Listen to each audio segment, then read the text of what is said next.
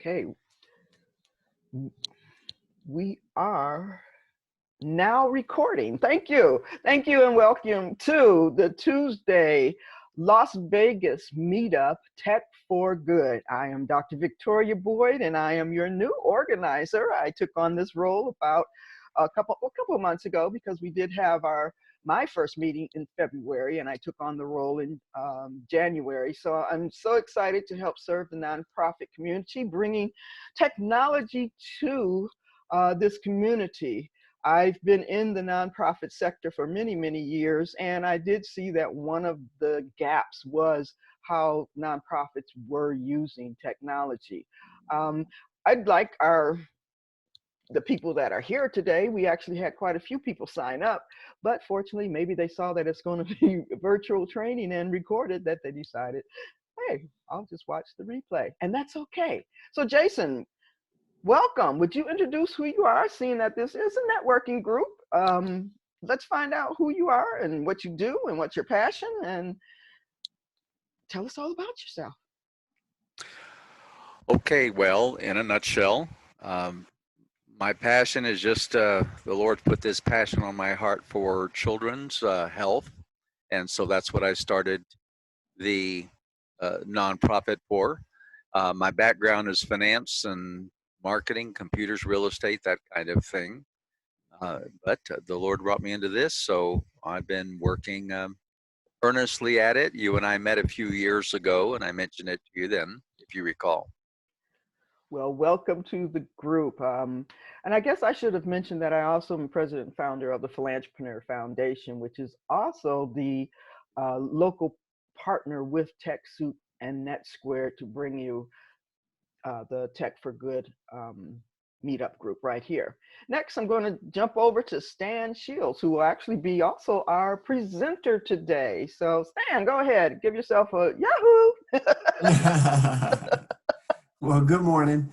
I'm StanShields. I work with small businesses and small local nonprofit, or I should just say with nonprofit organizations. They don't, businesses or the organizations don't have to be local per se, but that has been where my big focus has been in helping with marketing through technology using marketing automations. And that's what we're going to talk about today.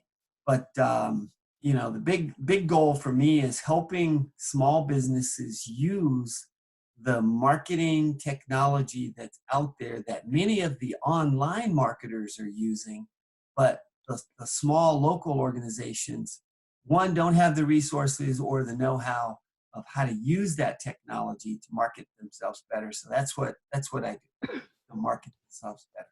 Absolutely. Yeah, and Stan and I have been working together now for almost 2 years. Yeah, it's Yeah. on various projects at various stages, and I guess we now have evolved into a whole nother thing. Keeps evolving, right? Yeah. Beside helping sort of build a different organization, you also help, or still helping me build and build our organization, the Philanthropreneur Foundation. I really appreciate all of that. So without further delay, I'm really going to throw it over to Stan unless anyone has any questions, and start this presentation. It should take about, what, 45 minutes? I don't know. It's going to take what it takes. Something like that. It will, but it's jam-packed because I have seen the PowerPoint. It's jam-packed with information. I actually use one of the products, and as a nonprofit, you can get a really good discount using one of the products that he's talking about. But he's more going to be going into the process, which is fantastic. So I'm going to throw the screen over to Stan, and you can take over that screen share, and we can get started. Okay, so before we go, though, I'm going to ask Jason two questions. Number one, were you done with your introduction? Was there something else you wanted to tell us? Well, I mean, I could go on and on, Stan, but no. Okay. It's for children's health, and the Lord brought me into it, so I'm just trying to be a good, follower there and do what I'm told to do. Yes, Okay. I met Jason in Arizona, even though he's in Las Vegas now. We met at a what is product launch formula works 3-day workshop Oh, nice. in Phoenix. Nice. Anyway, that was just a tidbit. Okay, good. Now, Jason, was there anything in particular that you were hoping to get out of the meeting today? Well, Dr. Boyd and I met, and again, I thought that it was, you know, a good focus, you know, to go ahead and found this organization that she has. I know that the nonprofits certainly need it, because having been involved in nonprofits myself now for a number, or this one particular nonprofit for several years now, I know that they're lacking, and I thought that was a good focus, and I wanted to support that. Now, as far as what may come on, I mean, I've been involved with computers and technology for a few decades here, so just whatever I may be able to learn, I'm all open, Stan, always open to learning something new. Gotcha. Good. Great. And at the end, we will really kind of open it up for any questions or comments. And so if there are comments that you want to add that can help with the other members, you know, educating other members or sharing knowledge with them, that would be great. And add them to the chat box. I have the chat box open. I don't know if you guys have it open, but I have it open, yes. Okay, that's where I'll be dropping some of my comments or questions. And hopefully I'll be able to see all of those. Let's see here. All right, now let me go back to here, because I just minimized a box and that didn't do things the way I wanted. No, you have to go down to screen share. And yeah, let me just I'm just gonna go ahead and go over to share the screen, and let me just create this in presentation mode. And can you see that screen, or did I not share it yet? It's not shared. I don't see it. Okay, so let me just you've got to go to the bottom of your thing and share your screen. Yeah, I got to share it first, but I thought maybe I could go into presentation mode first, but that's not the case. I need to share it first. Now, okay, here we come. There we are. Now we will put it in presentation mode. Yes, there we go. We are there. Rocking and rolling. It's all yours. You got the platform. Very good. All right. So when we think about nonprofits, for the most part, there's really 3 basic objectives with them, and that's raise more funds, get more volunteers, or grow your nonprofit in some way. And so that's literally what we're going to just talk about today, and specifically with how do you use lead capturing and nurturing systems in order to grow or accomplish those 3 objectives. And so the thing about nonprofit marketing, and it's the use of marketing tactics by a nonprofit organization to promote their message, their organization, and maybe even most importantly, fundraising. And I think that just like with a lot of small businesses, nonprofits kind of sometimes fall into the same trap, so to speak, of just maybe even that field of dreams concept of build it and they will come, right? And so there's not as much focus on how do you market your nonprofit, and so why market your nonprofit in the first place? Well, one, it's to create awareness, right? Because it's pretty tough to grow and operate if nobody knows that. And how do you promote your cause and your services? It's fundraising, and it's encouraging memberships and recurring donations, which really there's another whole concept wrapped up in this, which is that value ladder, which could actually be another whole presentation, right? Yep. We could do for nonprofits at some point in the future. Maybe it's engaging volunteers and then driving political change or social change.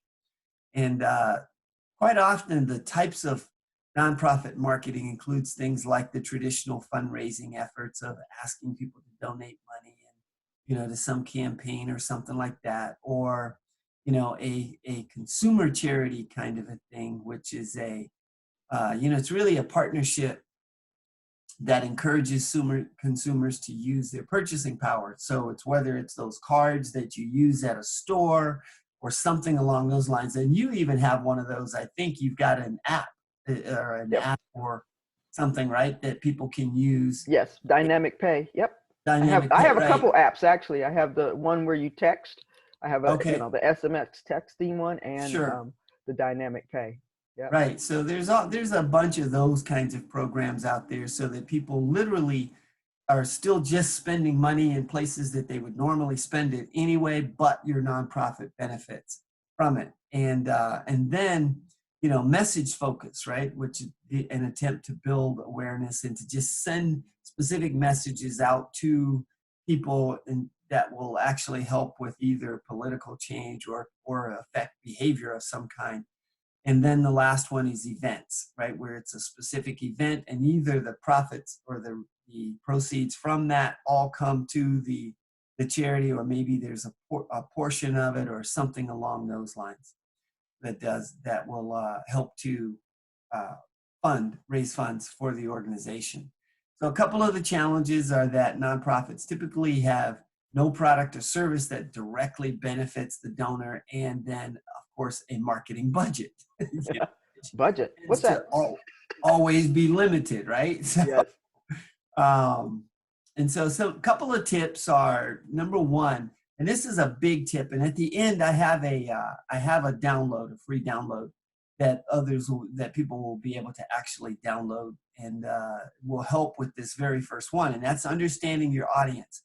So, you know, when we think about it, it's every nonprofit marketing campaign should have the target audience in mind, and that is okay, great. I had something pop up on the screen. Let me just get this to get rid of it. Hopefully, you guys didn't see that, No, right? no, we don't see. All we see is the PowerPoint. Good. So hopefully, any of these things that pop up on me will pop up on this other screen and not on the main screen where the PowerPoint is. But that one got right in my way.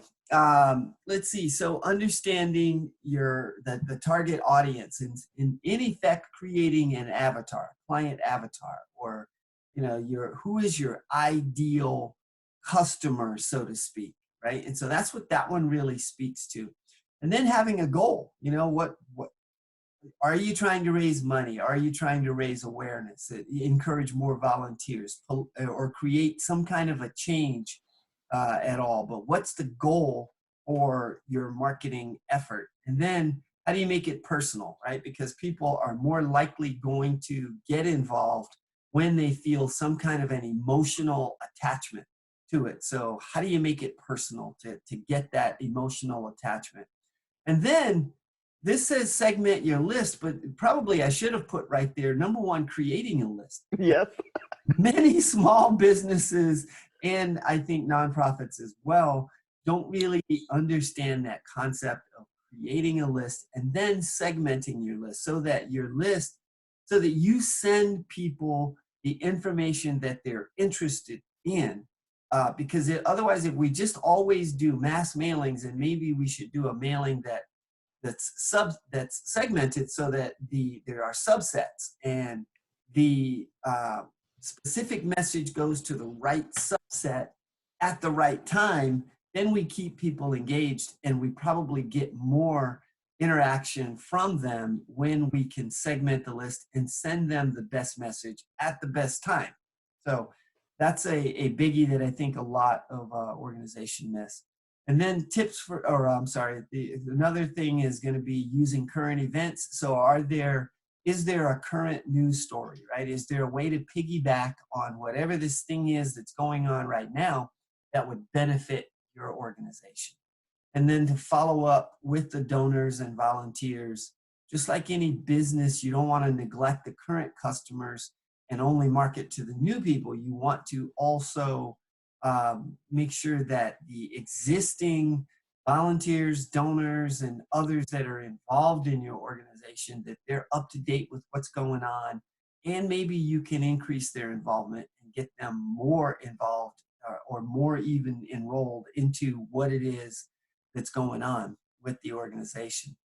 And so, you know, where can you market the nonprofit? Well, it's going to be on social media, online ads, search engine optimization, partnerships, you know, whether it's the, you know, joint JV is joint venture partners and referral partners, or power partners. And a lot of times when I talk about power partners, a lot of people don't understand what do we really mean by power partners. I'll give you two examples of power partner relationships that have worked great for me in the past.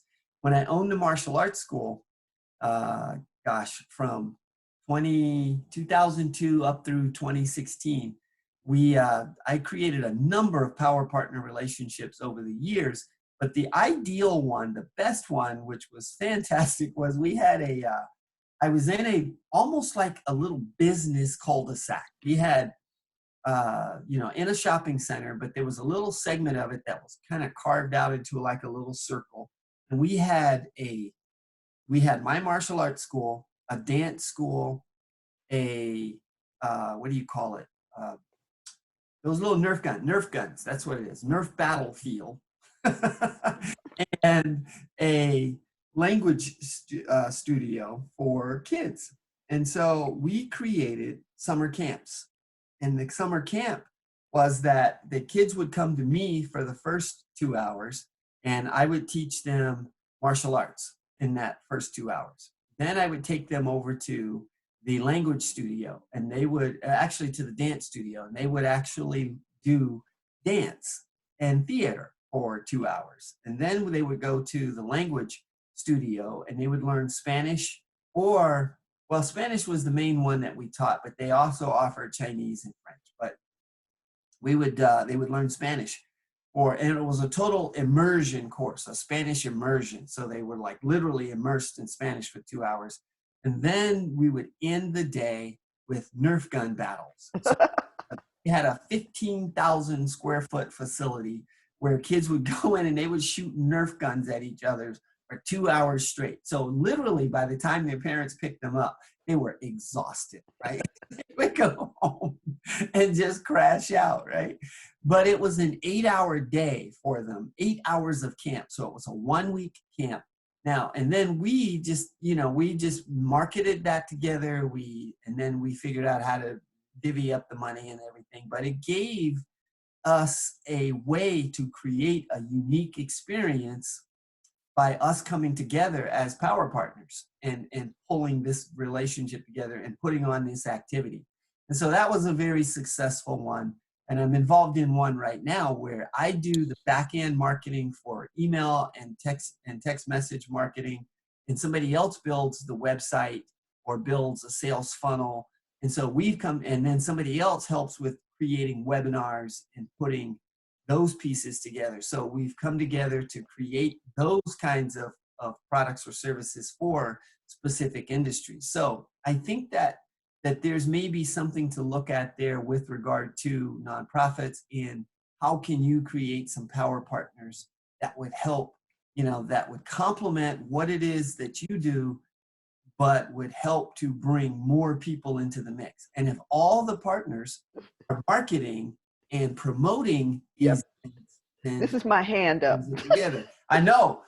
So go ahead and tell me. An example of power partners for a nonprofit. In fact, just in the last 2 weeks, I've been on several conference calls with people from across the country that are now going to be the Philanthropreneur Foundation's power partners in offering different topics of training.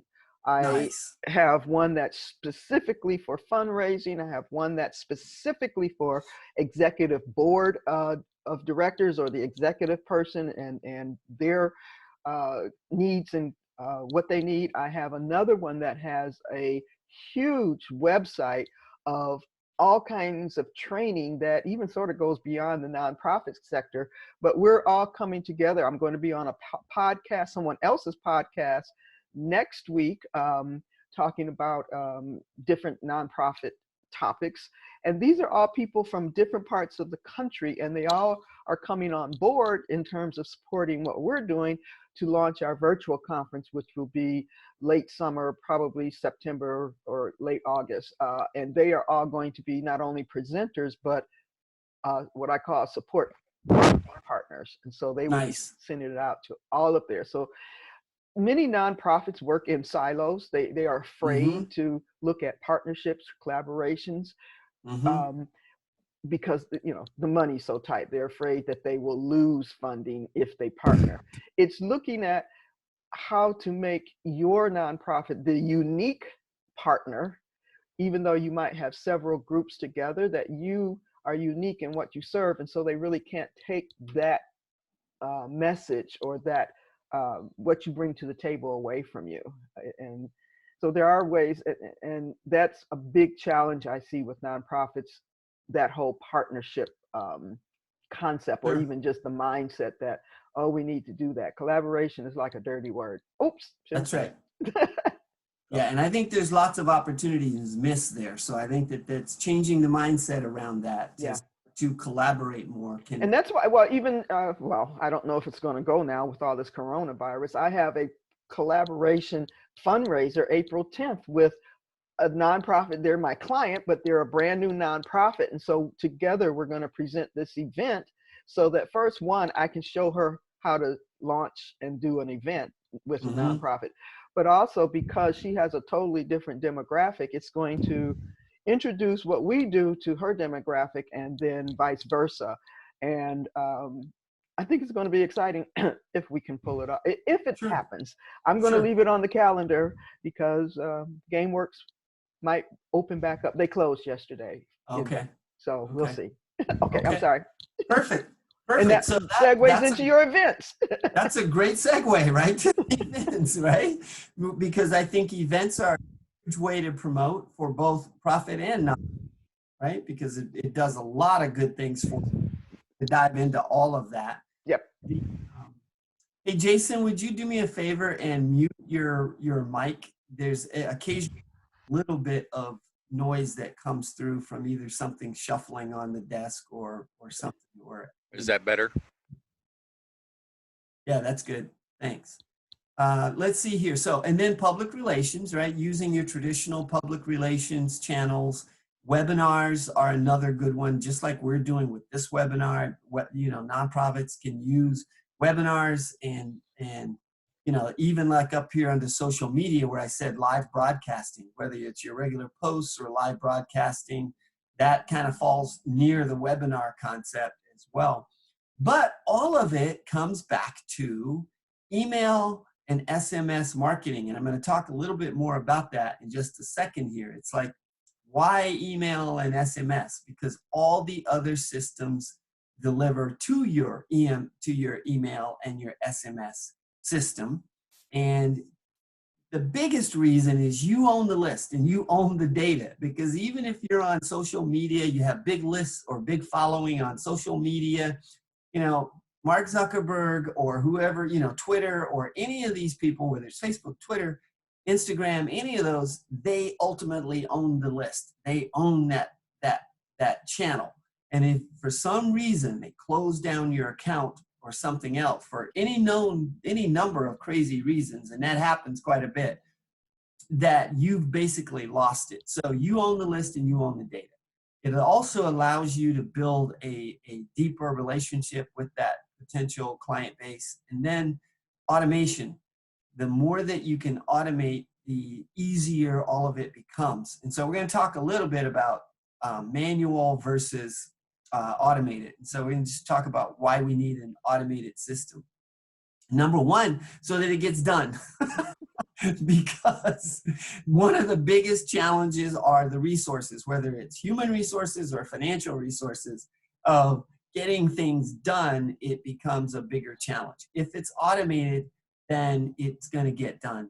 Now, I say you can't read handwritten info. And what I'm referring to here is that the fact that if you go to an event and you capture leads and names and information at an event and it's handwritten, one of the major challenges is being able to actually read what people wrote down. So part of what I'm going to show today is how to automate lead capture information from an event or from your website or whatever. So we'll talk a little bit about that. And then it's the time element of running out of time to follow up with these potential leads and so forth.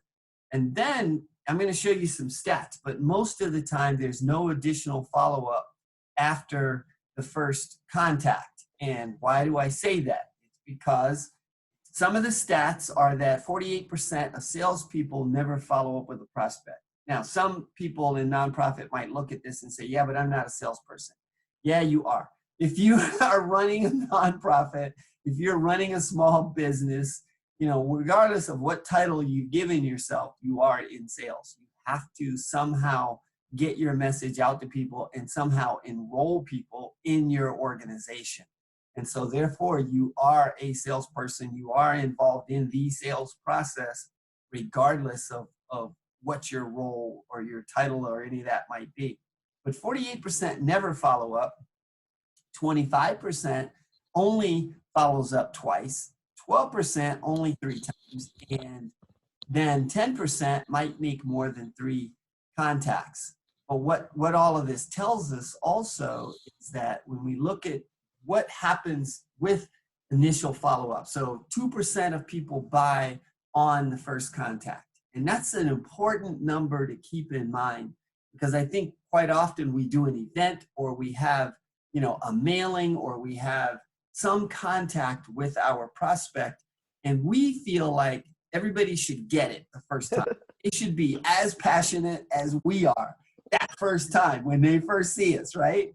And they're not, because most of the time there's too much noise out there that people are just not gonna get it the first time. They're gonna, it's gonna, you know, get some of it, but that's why repetition is important. So the more messages that they get, the better, more clear that your message becomes, and then people are more willing to take action. And so 3% might follow up and make that decision to somehow enroll after the second contact, 5% after the third, 10% on the fourth. But here's the biggie.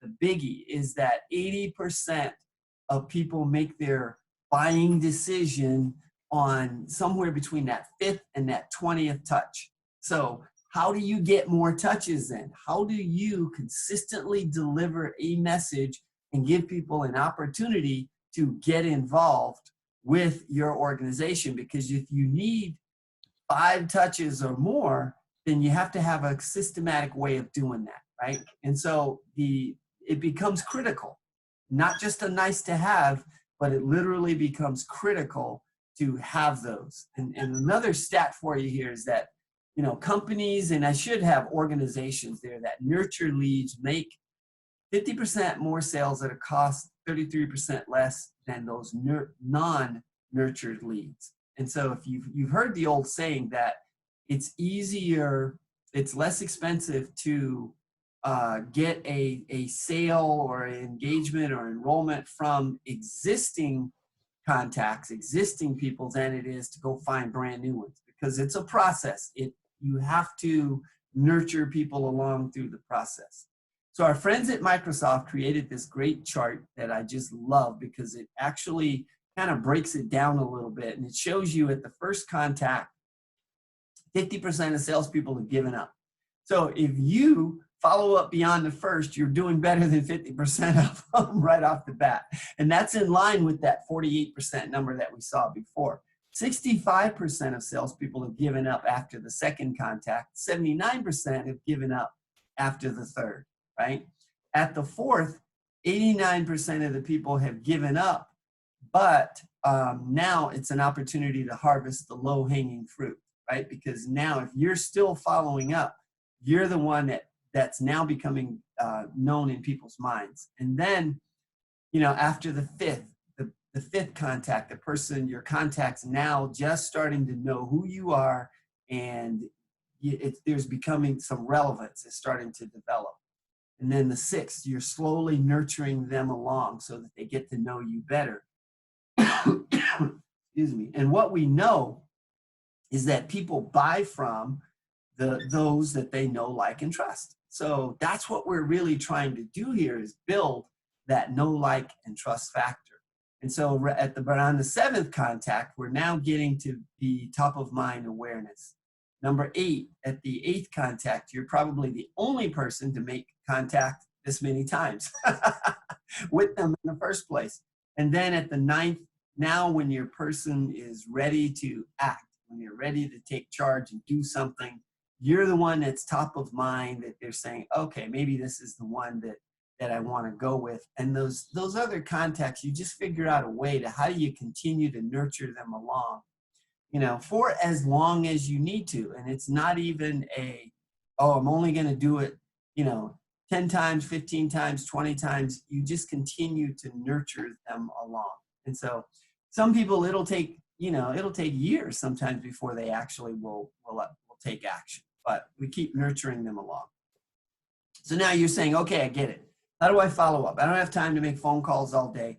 And phone calls aren't the only way that we want you to follow up. It's one piece of the puzzle, but what we're going to encourage you to use is a email and text messaging system that can help you follow up automatically. Now, a lot of people look at email and they say, email's dead, nobody reads emails.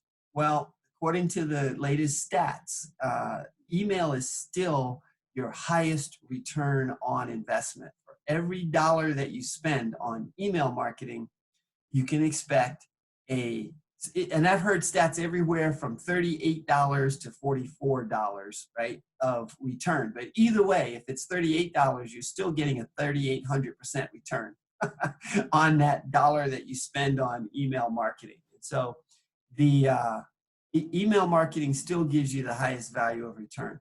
I threw this one in here because if you think about it, if someone opts in to your list, you've given them a good reason to opt in to your list. The stats show that 82% of the welcome emails are the ones that are open, and it's engaging people. So it's a much higher percentage than people think that it is for marketing. And then another stat shows that 81% of small businesses still rely on email marketing as their primary customer acquisition channel, and 80% for retaining existing customers. Okay. Now, text messaging is kind of the fun thing, that's the new thing, so to speak. I used text messaging quite a bit for my martial arts business, and my system was one that would allow me to do email marketing and text messaging through the same system. And there's a lot of beauty behind that. I'm going to go into some of those details, but here are just a few things to keep in mind. More and more people are much more accepting of SMS messages, especially when it's a message that communicates some kind of time-sensitive information, special offers or important reminders, updates, and so forth. And according to Customer Think, more than 50% of the customers would rather text than call. I have another stat we're going to share with that, especially when it comes to millennials. But text messaging is preferred, but can also increase the number of eyeballs that will see your message. And then some studies show that of the 98% of text messages are open, and 95% of those messages are responded to within 3 minutes. So there's a very high response rate with the text messaging. Here's my comment about the millennials, is that millennials, 75% of millennials prefer SMS messages for deliveries, promotions, and surveys. And so you look at it, think about it these days, we see it all the time. We get text messages quite a bit versus it used to be you get a phone call, right, from people. Now, I'm a big fan of using the text message because when you get on a phone call, there is a tendency to drift off into many, many other things, whereas text messaging does keep you right on track. It keeps you on the task that you're on, and it's a quick and it's a short message to do that. And so I think using the text messaging in that way is a great thing. So why is it, I guess really what I want to talk about here is why email and SMS text messaging works better together. And so when you can combine those two systems together, you create a much more powerful customer experience that can lead to lifelong advocates. You can create personalized messages that leverage both tools. And what I mean by that, if you've got a database or a system that allows you to send text messages as well as email messages, now the more that you learn about that customer and the more that is in your database, the more you can segment those lists into the appropriate messages so that you're sending the right message to the right person at the right time. And so you can mix those up and use texting and emails. In fact, you can actually use a text to let people know that you have delivered an email to them, which now means that they're more likely going to go open that email to get that specific.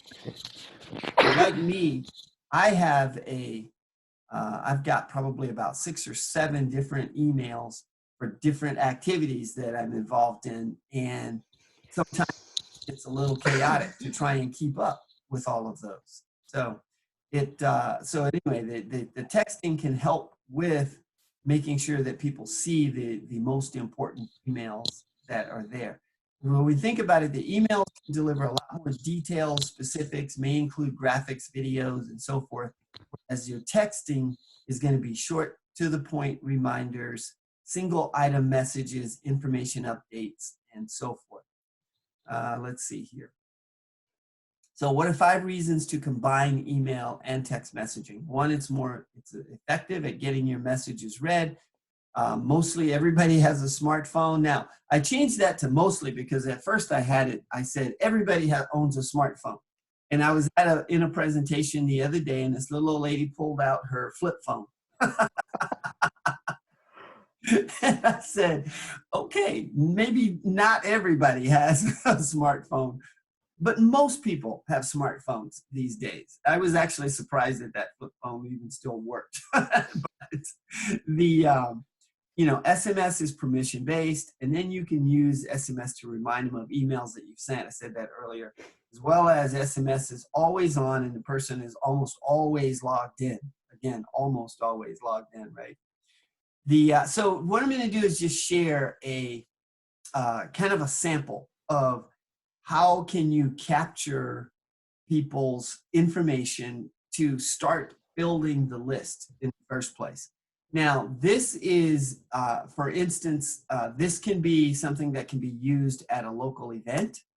It can be used on your website, and it can be used through landing pages, or it can be used in a number of different ways to start to build the list and capture it. I'm going to share some of those ideas as we go along.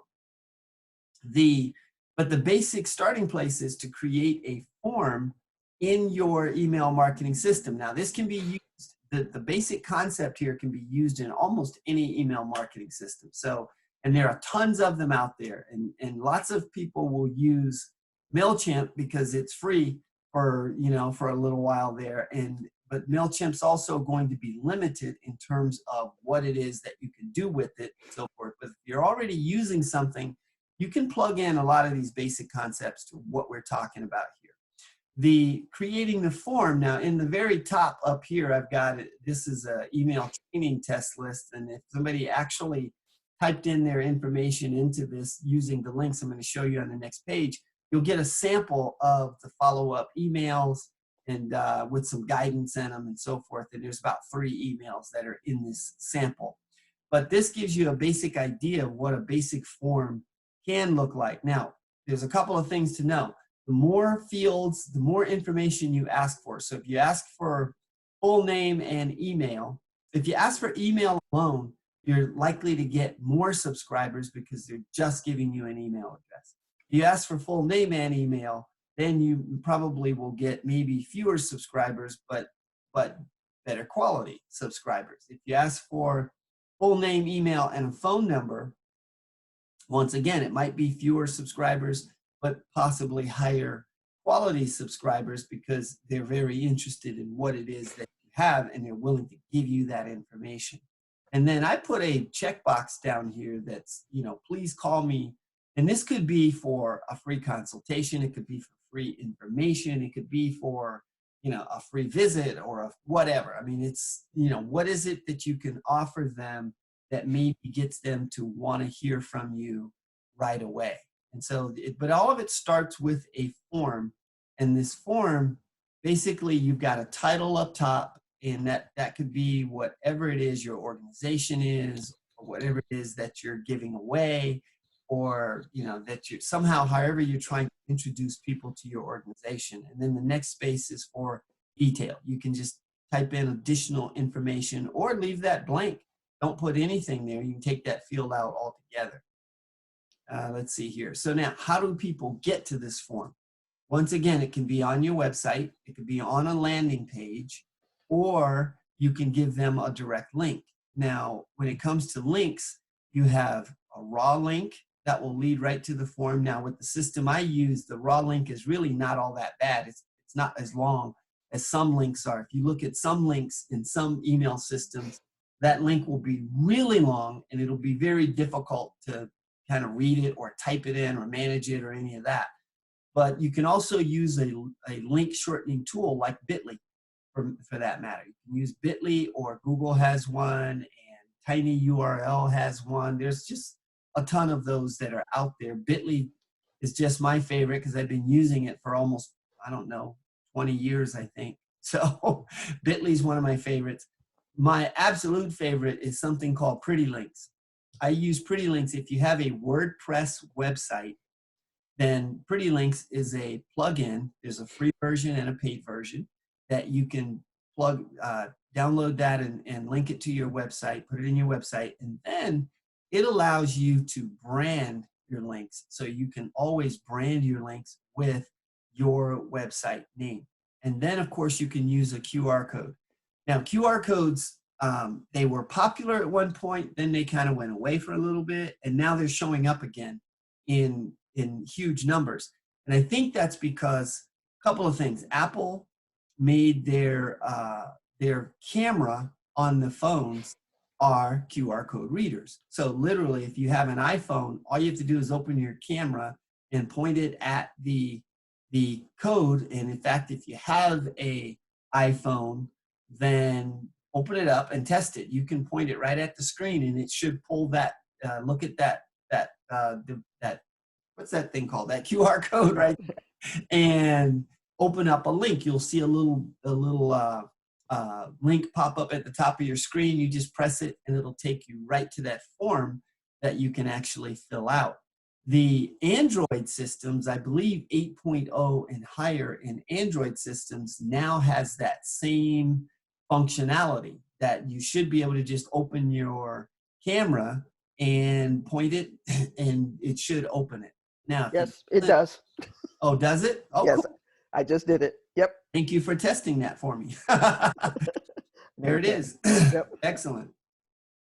And so now the QR code readers are much more user-friendly than they used to be. You used to have to download a specific piece of software to read the QR code. But given what they've done now with making that functionality right in your camera, it makes it so much easier to use and so much better for small organizations to use that to get people to go to right to where you want them to go. And that QR code, you can Google QR code generator, and you will find a bunch of different tools that allow you to create a QR code. And if they're using PayPal and have set up a donation portal or donate button, yeah, when you set up the donate button, it gives you a QR code that will take it directly to the donate page. There you go. There you go. So that's nice. When you've got those tools available, I think we should be taking advantage of those and using those tools more. So that's how you get people to your form in the first place. Now, you've got a couple of options when they go, depending on which software you're using, but typically you get what's called a double opt-in, which means simply that it's a confirmation. So if I use double opt-in, when somebody scans that code or types in that link, they're going to get an email that asks them to confirm their subscription. So you have to make a decision as to whether or not it makes sense for you to use double opt-in or to remove the double opt-in. Or especially if you're at an event or you are in a situation where it's going to be awkward or time consuming for the person to use that to go and confirm the subscription, I would not use it, especially at an event. But the thing with double opt-in is that if you are using it, you tend to get a higher quality list also, because if the person has opted in twice, they more than likely really do want to hear from you, okay? If you are not using the double opt-in, you'll probably get more subscribers, but then you may also get more people that will then opt back out again or unsubscribe because they didn't quite understand what the heck they were doing. So, but the double opt-in is just something to actually just be aware of, that you can put that in there or not use that. Once they have opted in, then you have a couple of options. Typically, your software will give you a little box that as soon as they've opted in, they'll get a little message that's a thank you, so to speak, so that it just gives them a short little note. Or you can send them to a landing page, or you can direct them to a page on your website or whatever. Most software will allow you to send them to another URL once they have opted in. Now, at the end of this presentation, I'm going to give you a link that will allow you to go and get the free downloads that I talked about. And what you'll see there is, as soon as you've put your email info in, what will happen is it'll take you right to the download page.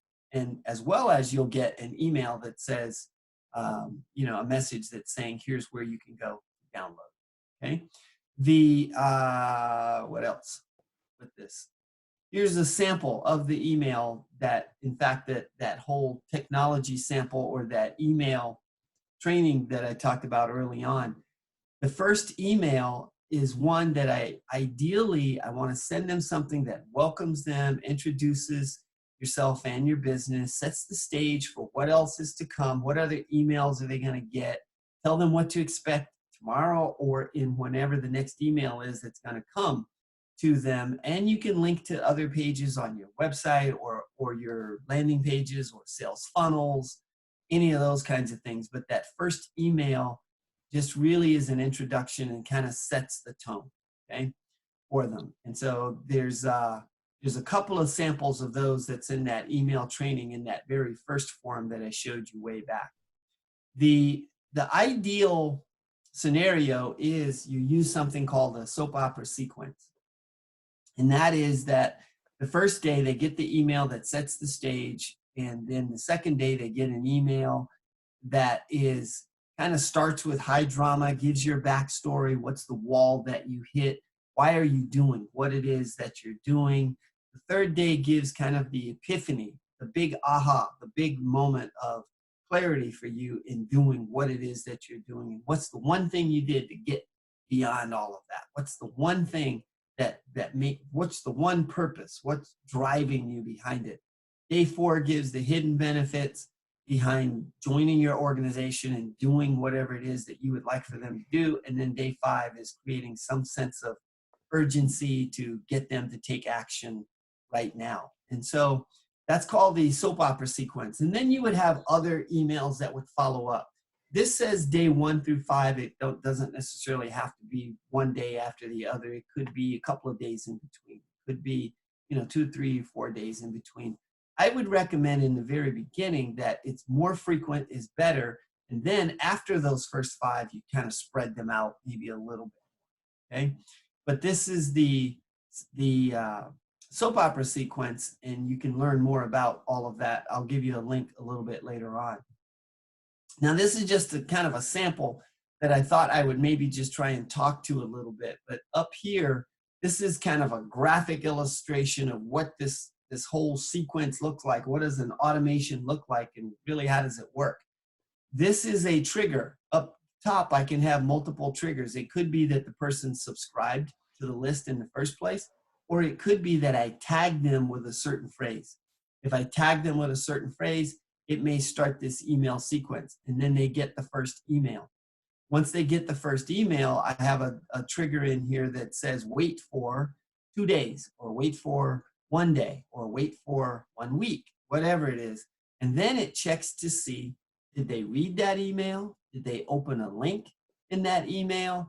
And let's say that my trigger, that this next one was, did they open it? Okay, if they opened it, then it looks at it and says, yes, they opened it. Great. Now they come over to this other side and they get a certain email that responds now based on them opening it. If they did not open it, then maybe they get a second version of that first email that I sent. And then I maybe have another wait for another 2 days or 3 days or whatever. And I check again to see, did they go read that email? If they did, then I go off over to this branch of emails that shows them or that gives them different information based on them opening it. If they did not, I follow that process all the way down. Maybe I send them a different email that is, again, trying to get them to take the action that I want them to take.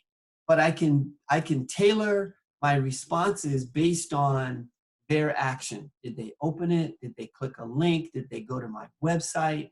And if you've got your tool will allow you to create these kinds of automations, now you can respond better to the person in a way that allows them to more fully engage with your organization. And so this can go on forever, right? Looking at the response, the last email you sent them, and did they engage with it or not? And maybe at some point, if they're just not engaging at all, maybe at some point you purge your list of those that are engaging and those that are not engaging. You just recently did that. You just went through and purged some lists to clean up your lists. Yep. And really get it down to those that are actively engaging with you versus those that are not, right? Or those that have unsubscribed or whatever. But that's a good practice. That's a good thing to do every so often. All right, so I said there are some downloads. There are 2 downloads that I have available that are totally free, and it's a client avatar worksheet. So that's where we talked about the target market. Who is your target market? Are you creating your messages for your target market? And the client avatar worksheet will actually help you really identify who your target market is, where to find them, what bait you can use to attract them, and and really think about what's the result you want them to get after working with your organization or becoming involved with your organization. The second download that's also on that same page is a Attraction Marketing 101 ebook. And that just kind of gives you a lot of ideas of how do you use attraction marketing to attract that ideal client to your organization. So you can get there at stanshields.com/avatar. And that's literally going to just take you over to that form where you just put in your email address and so forth, and then it'll open all that up for you to take you there. This last page just shares with you my information. So my name, I help businesses and organizations with their technology consulting or technology solutions. And so there's a couple of ways to get involved. There's a 30-minute discovery call. Literally, it's free. We can just talk about whether or not it makes sense to get involved, or you can ask some questions and we can kind of figure out, does it make sense to us work together or not?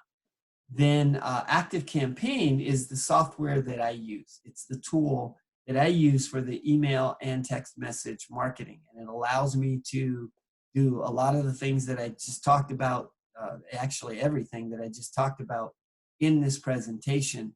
And you get a 14-day free trial. Just go to that link right there, stanshields.com/AC. Prices start as low as $9 a month. Plus they have a nonprofit discount.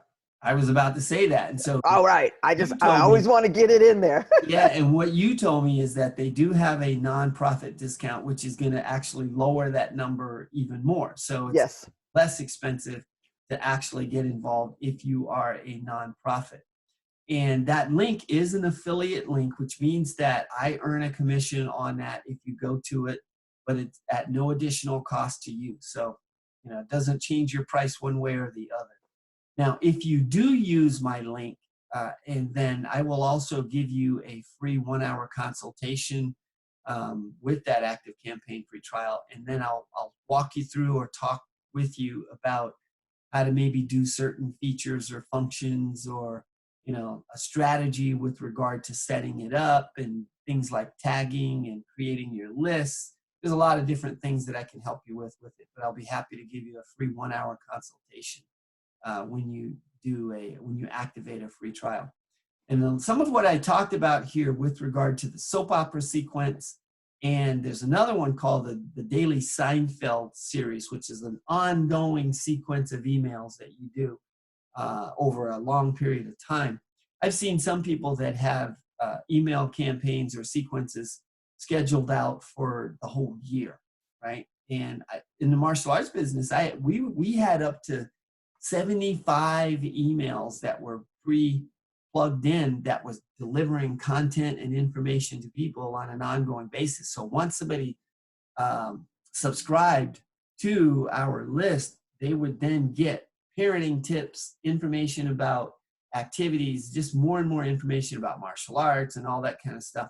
So we had a Seinfeld series in place that was literally going throughout the whole year. And what's great about those is you don't manually do anything with those. Once they are subscribed to that list, they're just going to get that sequence of emails, right? So every new person that joins, they're going to get that same series of emails on their own schedule. So, and then you always have the option to send out individual emails at any given time for special events or your newsletters or whatever, right?